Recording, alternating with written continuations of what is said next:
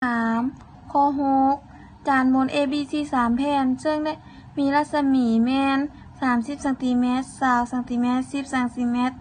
ตามลำดับได้วางขนานกันและบรรดาเม็ดใจกลางประกอบเป็นเส้นซื่อA กระจายแสง B และ C กันแสงระยะห่าง AB บ่เปลี่ยนแปลง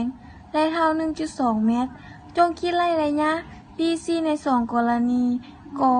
C อยู่เงามืดอย่างเต็มส่วนขออยู่ในเงามัวอย่างเต็มส่วนเมื่อ BC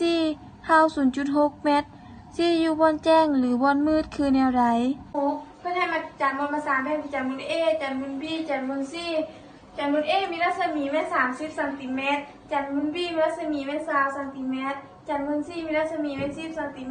ซึ่งได้วางขนานกันและบรรดาเม็ดใจกลาง A B C นี้ประกอบเป็นเส้นซื่อA กระจายแสง B และ C นี่กันแสงในเมื่อระยะห่าง A B นี่บ่เปลี่ยนแปลงได้เท่า 1.2 เมตรนะ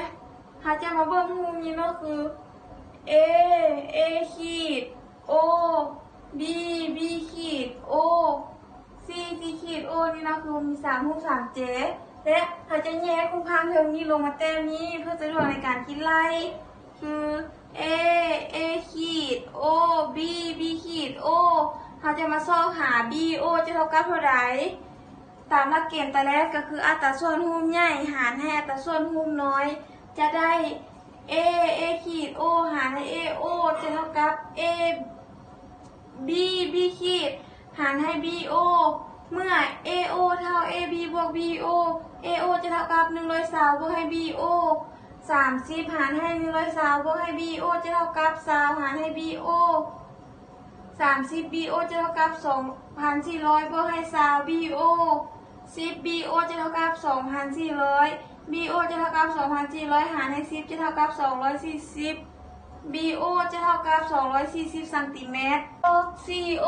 จะเท่ากับเท่าใดมี B B ขีด O C C ขีด O ตามหลักเกณฑ์ตาแรกกับอัตราส่วนรูปใหญ่หารให้อัตราส่วนรูปน้อยจะได้ B O หารให้ B B ขีดเท่ากับ C O หารให้ C C ขีด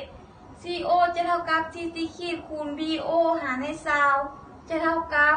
10คูณ240หารให้20จะเท่ากับ120 C O จะเท่ากับ120 ซน A O จะเท่ากับ A B บวก B C บวก C O รู้ว่า A O เท่า120บวก B O จะเท่ากับ120บวกให้240 A O จะเท่ากับ360 ซน ซอก B C จะเท่ากับเท่าใด B C จะเท่ากับ A O ลบ A B ลบ C O จะเท่ากับ360ลบให้120ลบ120 B C จะเท่ากับ120 ซน หรือเท่ากับ 1.2 เมตร